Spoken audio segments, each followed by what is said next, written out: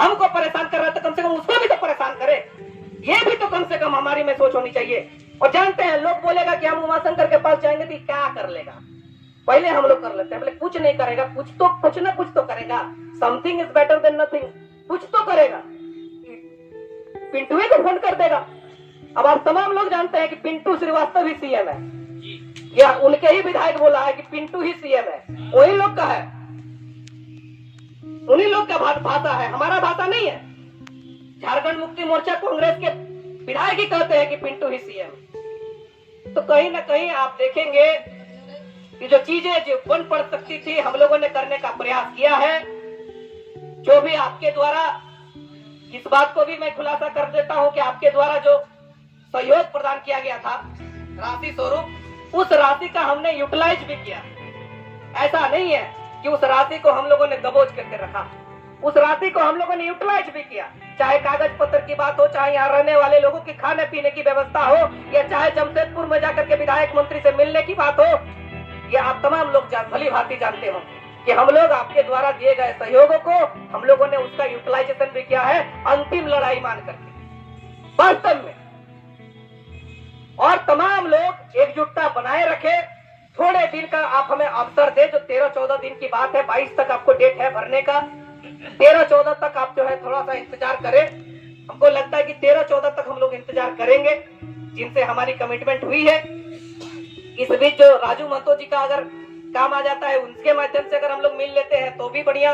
अगर हम लोग माननीय विनोद पांडे जी ने जो कमिटमेंट किया है उसके आधार पर मिलेंगे तो भी किन्हीं से भी मुलाकात हो जाए। और इस बीच अगर बात नहीं बनती है तो फिर 14 के बाद जो है 24 जिला हम लोग उपस्थित होंगे और हम लोग महाधरना का कार्यक्रम करेंगे या प्रोजेक्ट भवन को घेरने का काम करेंगे। तब किसी का कोई व्यक्ति बोल भी नहीं सकता कि आपने हमको अवसर नहीं दिया। ये भी उनका मुंह बंद कराने का हम लोग काम कर रहे हैं कि न कोई विधायक बोल पाएगा और न ही कोई पार्टी प्रकोष्ठ का नेता बोल पाएगा कि आपने हमको अवसर नहीं दिया। राजेश ठाकुर को भी हमने एम्पल अपॉर्चुनिटी दिया है, उनको भी हमने समय दिया। चाहे सुप्रिया भट्टाचार्य जी हो, उनको भी हमने समय दिया।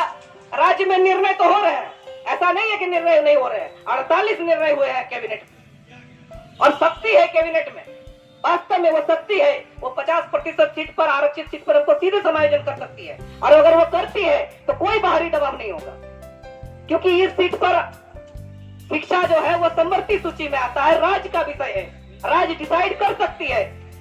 कहीं कोई दिक्कत नहीं है, सिर्फ मानसिकता की कमी है। माइंडसेट, पॉजिटिव माइंडसेट के साथ अगर वो आगे आए तो वास्तव में हमारे बीच में कोई एलिजिबिलिटी की कमी नहीं है, कहीं कोई क्राइटेरिया फुलफिल हम नहीं कर रहे हैं, ऐसा नहीं है। थोड़ा सा सकारात्मक सोच की आवश्यकता है। और इस मंच के माध्यम से जो मंच बना है, इस मंच को टूटने न दे। तमाम साथियों से मेरा आग्रह होगा, निवेदन होगा कि हम लोग जिस तरह से जुटे हुए हैं, डटे हुए हैं, आप भी इसी तरह से हजारीबाग की उपस्थिति बनाए रखें। 24 दिन में, 20 दिन में आपकी एक दिन पाली आती है, उस पाली में आप आए और इस मंच को जो है आप जगमग रखें। और इतना तो जानिए कि इस मंच जो अभी बना है, इस मंच के माध्यम से तमाम राज्य में जो चर्चाएं चली है टेट पास पारा शिक्षकों के विषय में, इससे आपको पॉजिटिव ही आउटकम मिलेगा। और उस पॉजिटिव आउटकम तक आप कितना इंतजार कर सकते हैं, ये धैर्य की बात है। उस धैर्यता के साथ आपको आगे बढ़ना होगा। जैसे पीएसएस के साथी भी आप देखेंगे अभी उनका मंच खाली है, लेकिन इन्होंने अपनी जो दम है, अपना जो ताकत है, वो ताकत प्रोजेक्ट भवन में दिखाया उस दिन। आप देखेंगे, आप मीडिया के माध्यम से देखे भी होंगे, प्रोजेक्ट भवन में इन लोगों ने दिखाया। और ममता देवी, पूर्व विधायक रामगढ़ के ममता देवी के नेतृत्व में आलमगीर आलम साहब से बात किए और उन्होंने कहा कि पूजा के बाद आपको जो है हम लोग संचिका तैयार कर रहे हैं, पूजा के बाद आपको घोषणा करें।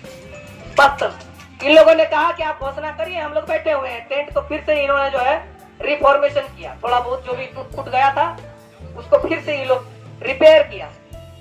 तो ऐसे हम लोगों को भी करना पड़ेगा। अभी आप देखेंगे हमारे साथी, हम लोग भी मिले थे। सुदीप कुमार सोनू जी का कहना है कि आंदोलन और वार्ता एक साथ नहीं हो सकती।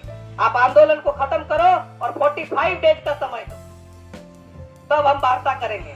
मैंने वो बुतरू समझाया, हम लोग वास्तव में बुतरू समझाया नहीं। मैंने उसको लग रहा है कि वो पुराना चेहरा नहीं है, तो हो सकता है कि इन लोगों में वो मैच्योरिटी नहीं है, हो सकता है वार्ता के नाम से लोग से फट से करते। तो ये पूर्व में भी कहा था, और आज हमारे साथी झरलाल महतो जी और मनोज शर्मा जी पहुंचे थे वहां सुदीप सोनू जी के पास, तो उन्होंने फिर से ये रिपीट किया और वो कह रहे हैं कि हमको एक अपॉर्चुनिटी दो कि हम जो है गए वहां जाकर के धरना खत्म किए और उसके माध्यम से मुख्यमंत्री जी से मिलेंगे कि देखिए मैंने धरना खत्म करके आ गया। अब हम लोग धरना खत्म कर देंगे और आकलन वाला टीम बना ही रहा है, वो लोग धरने पर इसी जगह पर बैठ जाएगा। बोले तुम क्या धरना खत्म किया है, तो धरना चालू है। चेहरा ना बदलेगा, धरना तो यही है। और सरकार हेमंत सोरेन तो शिबू सोरेन के विरुद्ध में नहीं ना होगा, तो उनका जो कमिटमेंट होगा वो कमिटमेंट भी भाड़ में चला जाए। तो ऐसा नहीं है कि हम लोग बुड़बक है, उनकी भी चीजों को हम लोग सुन रहे हैं और उनका जवाब उचित प्लेटफॉर्म पर दिया जाएगा। कल दिन जब वो चुनाव में जाएंगे तो हम लोग भी कहेंगे कि हम लोगों को भी 45 डेज का प्रचार बंद कर दो, अब 45 डेज का हमको भी समय दो, तब हम सोचेंगे कि देखिए, और हम लोगों के बीच चाहेंगे कि देखिए इनको प्रचार बंद करवा दिए हैं, इनको वोट देना चाहिए कि नहीं देना चाहिए, विचार करिए।